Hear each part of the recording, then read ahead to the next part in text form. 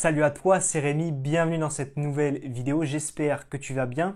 Et aujourd'hui, on va voir 3 arnaques dans l'immobilier. Donc dans l'immobilier, comme dans tout autre domaine d'ailleurs, il y a forcément des arnaques. Et en immobilier, on parle de biens à centaines de milliers, à des dizaines, voire des centaines de milliers d'euros.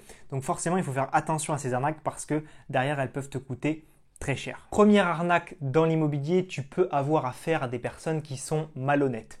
Alors dans cette vidéo, je vais parler de banquiers, je vais parler d'agents immobiliers. Je ne les mets pas du tout tous dans le même sac. Il y en a qui sont très bons et qui font très bien leur travail et d'autres qui sont très mauvais et qui ne sont pas honnêtes. Et c'est la même chose dans tous les métiers. Donc je ne fais pas une généralité, je vais juste te parler de certaines personnes qui peuvent ne pas être honnêtes avec toi. Et forcément en immobilier, je vais parler d'agents immobiliers et ou de banquiers. Donc ce qu'il faut te dire, c'est que un agent immobilier, il n'est pas impartial. Dans une vente, il va forcément toucher une commission. Donc, il ne peut pas te conseiller comme une personne qui n'a rien à y gagner. Il a tout à gagner à ce que tu fasses une offre très vite, que tu achètes le bien, qu'il touche une commission très rapidement pour augmenter ses revenus mensuels et puis augmenter son train de vie et puis lui pouvoir se faire plaisir. C'est compréhensible. Mais certains ont plus, ont plus d'honnêteté et plus de sens des responsabilités que d'autres. Ils ont plus de conscience professionnelle que d'autres. Donc, l'agent immobilier, il n'est pas impartial, donc il ne faut pas écouter ses conseils, et prendre tout au pied de la lettre. Donc, tu peux à la limite demander à un agent immobilier qui n'a rien à voir à la vente son avis. Je te conseille plutôt de te tourner vers des investisseurs plus avancés qui n'ont rien à gagner dans cette vente, à part te conseiller et t'aider à ne pas faire de mauvaises affaires. Donc demande et suis des conseils de personnes qui ne sont pas impliquées dans la vente, que ce soit par exemple le notaire du vendeur, que ce soit le banquier du vendeur, que ce soit l'agent immobilier. N'écoute pas des personnes qui sont impliquées dans la vente. Si tu trouves que cette information était utile, tu peux liker la vidéo. Tu vas avoir certains agents immobiliers qui vont un petit peu esquiver certaines réponses à tes questions, qui vont répondre un petit peu à côté de la plaque, qui vont pas forcément t'envoyer tous les documents à l'avance, qui vont pas mettre au courant ton notaire, qui vont vouloir faire le compromis en agence, qui vont un petit peu être malhonnêtes. Tu peux avoir affaire à ce genre de personnes et le problème c'est que eux peut-être qu'ils pensent à leur commission, mais derrière toi tu peux faire une mauvaise affaire que tu vas te traîner toute ta vie. Donc il faut faire très très attention à ça et ça va être la même chose avec un banquier. Au niveau de la banque, tu peux tomber sur un banquier qui n'a pas forcément envie de t'accorder ton crédit immobilier, qui te dit qu'il faut absolument un apport, qui va te donner plein de raisons de ne pas te financer ou qui va te faire absolument prendre un maximum de produits dans la banque parce que en te faisant souscrire à une assurance vie, en ouvrant un compte épargne, en ouvrant un PEA, etc., il va toucher beaucoup plus de commissions et donc il va penser à lui et donc il va être un petit peu malhonnête si tu veux. Dans mes programmes, il y a beaucoup de personnes qui viennent me voir et qui me disent Rémi, l'agent immobilier m'a dit ceci ou le banquier m'a dit cela. Et en fait, souvent, ils se sentent inférieurs. Ils se sentent comme si quelqu'un de divin leur avait dit fais ci, fais ça, c'est comme ci que ça marche, c'est comme ça que ça marche. Alors que pas du tout. Si tu veux, le banquier ou l'agent immobilier, ils ne sont pas supérieurs à toi, ils ne détiennent pas la vérité.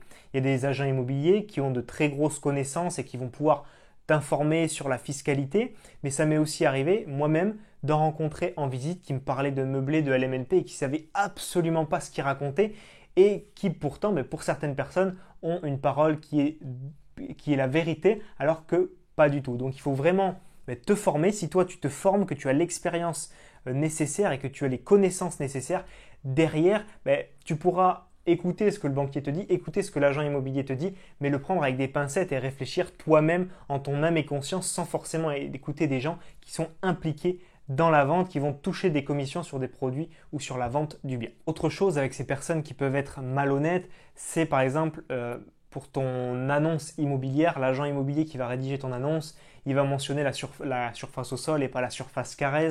Donc, ce n'est pas la même chose du tout. Si tu as 50 mètres carrés, mais que tu as que 25 mètres carrés, ton bien ne vaut plus du tout la même chose. Tu vas avoir des super spécial investisseurs, tu as du primo-accédant fait pour investisseurs, on va te parler de rentabilité, on va voir dans le point d'après. Bref, c'est des mots, c'est juste du marketing, c'est juste des mots accrocheurs pour te faire investir, pour te faire acheter et te dire ah ben voilà, ça c'est le bien qu'il me faut, spécial investisseur, je suis investisseur. Non, pas du tout, c'est pour un petit peu attirer et, si je peux me permettre l'expression, pigeonner des débutants qui n'y connaissent rien en immobilier et qui vont se faire attirer par ce genre de choses. Donc vraiment attention aux personnes qui vont te conseiller, surtout entoure-toi de bonnes personnes, forme-toi en amont, que ce soit avec moi sur YouTube, en coaching, en séminaire, avec qui tu veux, mais forme-toi, ne te lance pas sans rien savoir parce que une erreur en immobilier, tu peux faire des erreurs à cause de personnes malhonnêtes. Encore une fois, elles ne sont pas toutes malhonnêtes, mais tu peux tomber sur des personnes malhonnêtes. Elles vont prendre une commission, elles vont prendre un petit peu d'argent et toi derrière, tu vas te traîner un bien immobilier pourri qui ne dégage pas de rendement et qui peut-être te sort de l'argent de ta poche tous les mois et peut-être que tu vas le revendre à perte et que tu vas perdre des dizaines de milliers d'euros. Donc fais très attention à ce point. Deuxième arnaque dans l'immobilier, la rentabilité. Alors là, c'est le pompon, j'en vois des vertes et des pas mûres, c'est la foire d'empoigne, il y a toujours plus de rentabilité, toujours plus de calculs différents, un peu bidouillés. Bref, ça ne veut strictement rien dire. On va t'afficher un bien à 100 000 euros, on va dire louer 800 euros, 8% de rendement, énorme, spécial investisseur. Mais qu'est spécial investisseur? Ça ne veut rien dire. C'est 8%, c'est même pas du brut parce que ton bien, tu vas l'acheter 100 000, mais derrière, tu as des frais de notaire, tu as peut-être des travaux. Donc, ton 8 supposé brut, ton 8 agence, ça va se transformer peut-être en 6-7 brut. Et derrière, tu as toutes tes charges, tu as peut-être des impôts. Bref, en net, dans ta poche, ça va se transformer en 3, 4, 5%, j'en sais rien, mais ça ne veut rien dire. Et c'est juste vendeur, accrocheur. C'est comme les soldes jusqu'à moins 50%. Tu as 2 articles qui sont à moins 50%, le reste c'est à moins 10 et moins 20%. Les gars, ils font 60% de marge sur le produit, mais tu as 2 articles à 50%, donc on t'affiche en énorme moins 50%.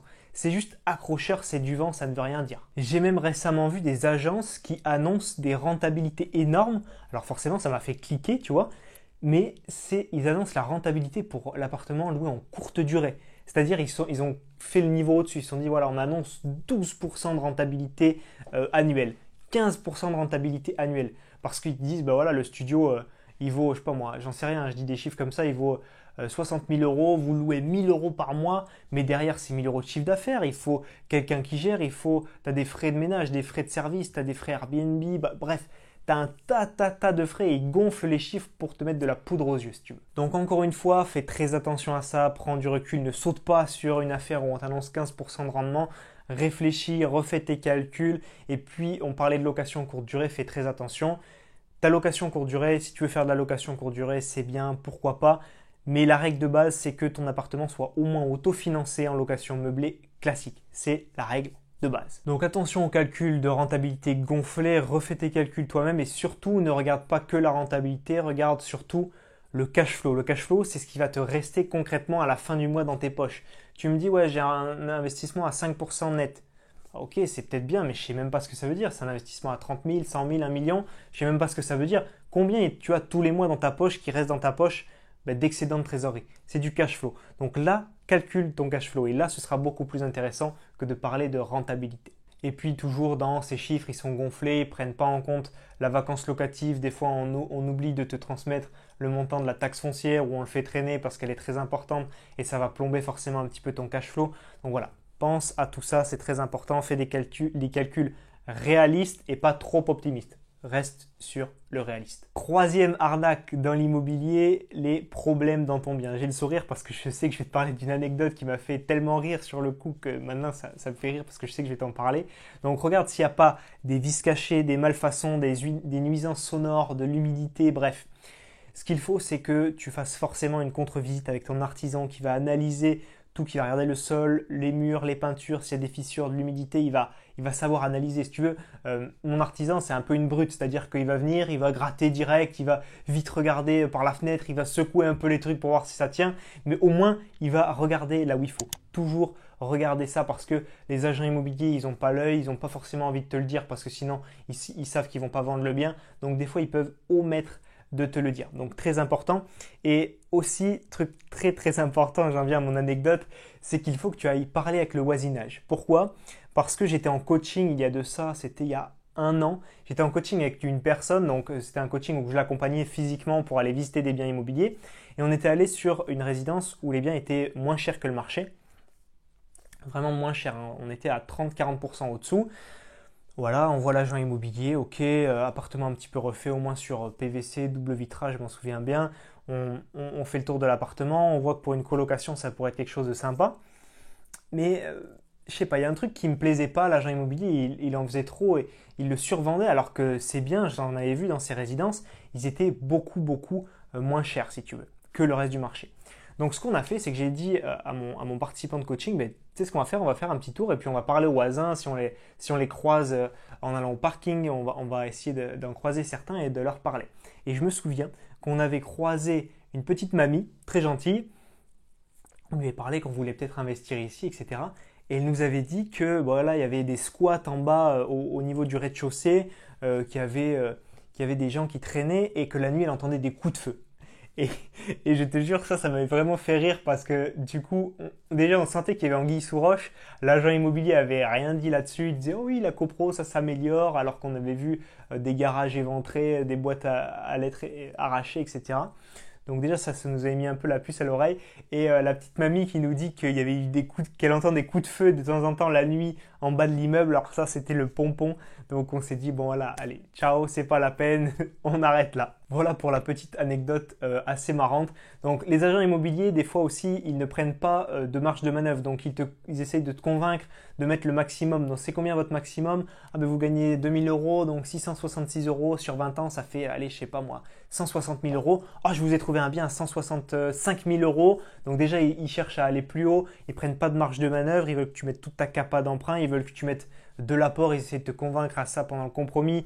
Voilà. Donc même si tu es débutant, je te conseille jamais de mettre toute ta capacité d'emprunt, de ne jamais écouter des personnes qui sont impliquées dans la vente et de te former en amont. Une fois que tu seras formé, tu auras confiance en toi, tu auras de bonnes informations et tu pourras en ayant confiance en toi et tes compétences aller justement chercher des biens et essayer d'éviter au maximum les arnaques dans l'immobilier. Nous arrivons maintenant à la fin de cette vidéo, j'espère qu'elle t'a plu. Si c'est le cas, pense à la liker. Si tu as des questions, s'il y a ce genre d'arnaque qui t'est arrivé ou si tu as d'autres types d'arnaques qui t'est arrivé dans l'immobilier, ben, mets-les-moi dans les commentaires, je serai ravi de les lire. Et si tu veux qu'on aille plus loin en immobilier ensemble, que je t'aide à réussir ton premier investissement, ce que je te propose, c'est 1 heure de formation offerte. Tu cliques sur le lien et je t'enverrai 5 vidéos de formation totalement offertes. Donc le lien dans la description ou celui qui s'affiche juste ici et tu recevras 5 vidéos privées pour t'aider à faire ton premier achat ultra rentable. On se voit tous les deux de l'autre côté